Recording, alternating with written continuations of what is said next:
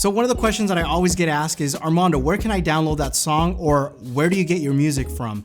So as a content creator, you know finding music can be very difficult. Sometimes it can take hours, then you think you found the right song, and then all of a sudden you hear, somebody singing, and you're like, this song would be perfect if that person wasn't singing. I'm sure it's happened to you before if you make videos. But anyway, so I used to download my music from SoundCloud. I'm sure you guys have heard of it. It's a place where a lot of indie creators upload their music. There's a lot of cool tracks there.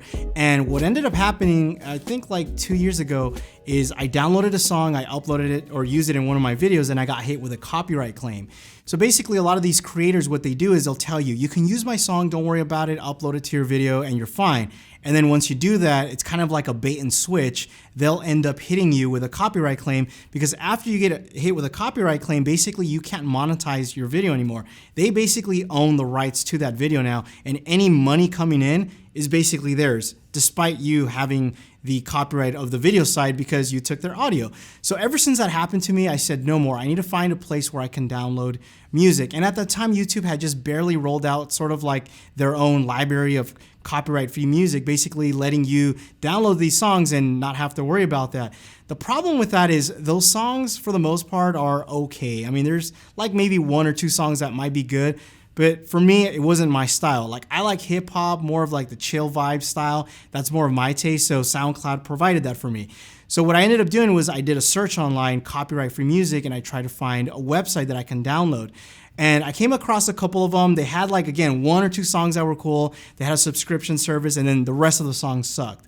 I found Epidemic Sound, which, by the way, this is not a sponsored video. I've been a member of Epidemic Sound now for years. In fact, you can go watch some of my old videos several years back and you will hear all of the songs or sounds are from Epidemic. So I came across Epidemic, did a couple searches for like hip hop and, you know, kind of the style that I like. And I was actually blown away of the type of library they have. They have a ton of music from like 80s and EDM and just every type of genre that you can think of.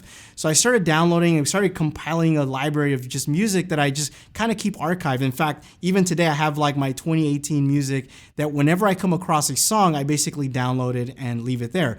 Even when I'm looking for particular songs, like for example, about a year ago when I did my AirPods review, I wanted a specific intro song. So I wanted something that was very dark, kind of scary. And that's exactly what I did. I hit the search bar and I typed in scary and I found this. I love the piano.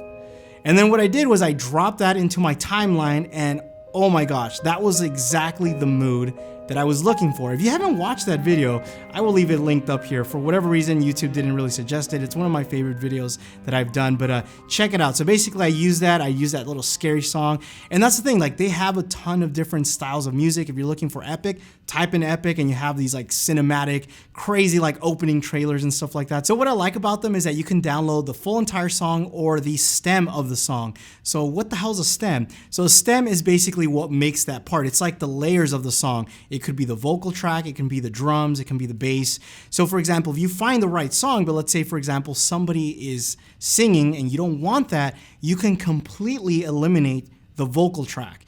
Or let's say for example, the bass is way too loud and you want to kind of lower it down, you can just lower the bass. Obviously you will need to use something like Adobe Audition, which is what I use, but you can mix it down. So personally for me, it's kind of like having RAW for audio because it gives you full creative control of your song, which I really like.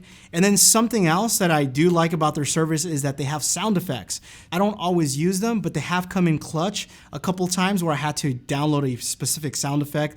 I wish the library of sound effects would grow, but like I said, they don't have a lot, but it does come in handy. And overall, I really like their layout. Their songs are easy to find. I've been using them for years, and I like the fact that they have the style or the genre of music that I'm looking for. Like I said, I like more of the hip hop, old school, chill vibe.